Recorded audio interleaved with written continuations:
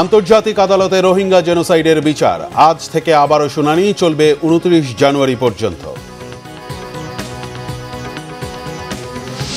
সীমান্ত ঘেঁষে Arakan army ও রোহিঙ্গাদের গোলাগুলি, টেকনাফে শিশুসহ 2 জন আহত, এপারে এসে সংঘর্ষে জড়ানো 53 জন আটক। দেখছিলেন ক্রাউন সিমেন্ট সংবাদ শিরোনাম, এবার বিস্তারিত। আন্তর্জাতিক বিচার আদালতে আজ শুরু হচ্ছে রোহিঙ্গা গণহত্যা মামলার শুনানি। শুক্রবার এক প্রেস বিজ্ঞপ্তিতে আইসিজে জানায়, মামলার মূল বিষয়ের উপর এই শুনানি হবে এবং এতে দুপক্ষের সাক্ষী ও একজন বিশেষজ্ঞের জবানবন্দি নেওয়া হবে। নেদারল্যান্ডসের হেগে অবস্থিত আদালতে 29 জানুয়ারি পর্যন্ত চলবে এই শুনানি। এ বিষয়ে হিউম্যান রাইটস ওয়াচ এক বিবৃতিতে জানিয়েছে, মিয়ানমারের বিরুদ্ধে গাম্বিয়ার ঐতিহাসিক মামলা অবশেষে মূল বিচার পর্বে প্রবেশ করছে। এতে রোহিঙ্গাদের কয়েক দশকের ভোগান্তির অবসান ঘটবে বলে আশা প্রকাশ করে সংস্থাটি।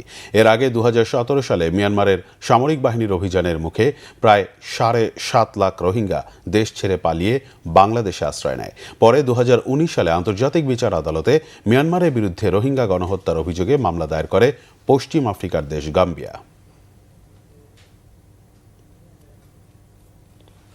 কক্সবাজারে টেকনাফের হোয়াইকাং সীমান্তের ওপারে মিয়ানমারের বিদ্রোহী গোষ্ঠী আরাকান আর্মি ও রোহিঙ্গা সশস্ত্র গোষ্ঠীর সংঘাতের জেরে ছোড়া গুলিতে আহত হয়েছে এক বাংলাদেশি শিশুসহ 2 জন। সীমান্তের এপারে এসে সংঘর্ষে জড়িয়ে পড়া 53 জনকে আটক করেছে বিজিবি। বিষয়টি নিশ্চিত করেছেন BGB Cox's Bazar sector commander colonel Mohiuddin Ahmed. রবিবার সকালে কক্সবাজারের টেকনাফ উপজেলার হোয়াইকাং ইউনিয়নের বাসিন্দা জসিমউদ্দিনের মেয়ে আফনান আরা গুলিবিদ্ধ হওয়ার পর স্থানীয়রা ধারণা করে শিশুটি মারা গেছে। এতে ক্ষুব্ধ স্থানীয়রা কক্সবাজার টেকনাফ মহাসড়ক অবরোধ করে। দীর্ঘ 3 ঘন্টা যান চলাচল বন্ধ থাকার পর বিকেল 3টার দিকে যান চলাচল স্বাভাবিক হয়। খবর পেয়ে সাবেক সংসদ সদস্য শাহজাহান চৌধুরী ও জেলা জামায়াত আমির মাওলানা নূর আহমেদ আনোয়ারি পরিদর্শনে যান। টেকনাফ থানার ভারপ্রাপ্ত কর্মকর্তা সাইফুল ইসলাম সকালে শিশুটির মৃত্যুর খবর জানালেও পরে তিনি নিশ্চিত করেছেন, গুলিবিদ্ধ আফনান আরাকে প্রথমে কক্সবাজার সদর হাসপাতালে ও পরে চট্টগ্রাম মেডিকেলে নেওয়া হয়। তার অবস্থা আশঙ্কাজনক। বর্তমানে সীমান্ত এলাকার সড়কে পুলিশ, বিজিবি ও অন্যান্য আইন শৃঙ্খলা রক্ষাকারী বাহিনী কাজ করছে। 64 বিজিবির অধিনায়ক ঘটনাস্থল পর্যবেক্ষণ করছেন, সেই সঙ্গে টহল জোরদার করা হয়েছে। পৌষের শীতে নাকাল উত্তরের জনজীবন। রাতভর বৃষ্টির মতো ঝরছে কুয়াশা। হিমালয় থেকে বয়ে আসা হিমেল বাতাসে জুবুথুবু অবস্থা পঞ্চগড়ের মানুষের। আবারও জেলার উপর দিয়ে মাঝারি শৈত্যপ্রবাহ বইছে। রাত থেকে কুয়াশায় ঢাকা পড়ে জেলার পথঘাট, ভোর থেকে তা আরও বেড়ে যায়। কুয়াশার পরিমাণ আরও বাড়ে, সেই সাথে হিমেল বাতাস শীতের তীব্রতা আরও বাড়িয়ে দেয়। আগামী কয়েকদিন তাপমাত্রা কমার পাশাপাশি কুয়াশা ও হিমেল বাতাসের পরিমাণ আরও বেড়ে শৈত্যপ্রবাহ বইতে পারে বলে জানিয়েছে তেঁতুলিয়া আবহাওয়া অফিস। এদিকে কনকনে শীত আর হিম শীতল বাতাসে দুর্বিষহ হয়ে উঠেছে নাটোরের জনজীবন। হাড় কাঁপানো শীতে সবচেয়ে বেশি বিপদে ছিন্নমূল মানুষ ও খেটে খাওয়া মানুষজন। সারা দেশের মতো নারায়ণগঞ্জের রূপগঞ্জেও শীতে জুবুথুবু জনজীবন। বিপাকে পড়েছেন কর্মজীবী নারী পুরুষ। দরিদ্র মানুষের ভোগান্তির যেন শেষ নেই। প্রচণ্ড ঠান্ডায় বাড়ছে শীতজনিত রোগবালাই। খলিল শিকদারে পাঠানো তথ্যছবিতে দেখুন বিস্তারিত। শৈত্যপ্রবাহে বিপর্যস্ত রূপগঞ্জের জনজীবন, চরম বিপাকে খেটে খাওয়া মানুষ। এদিকে নির্বাচনী তফসিল ঘোষণার কারণে তেমন চোখে পড়ছে না অসহায়দের প্রতি শীতবস্ত্র ও কম্বল বিতরণের কার্যক্রম।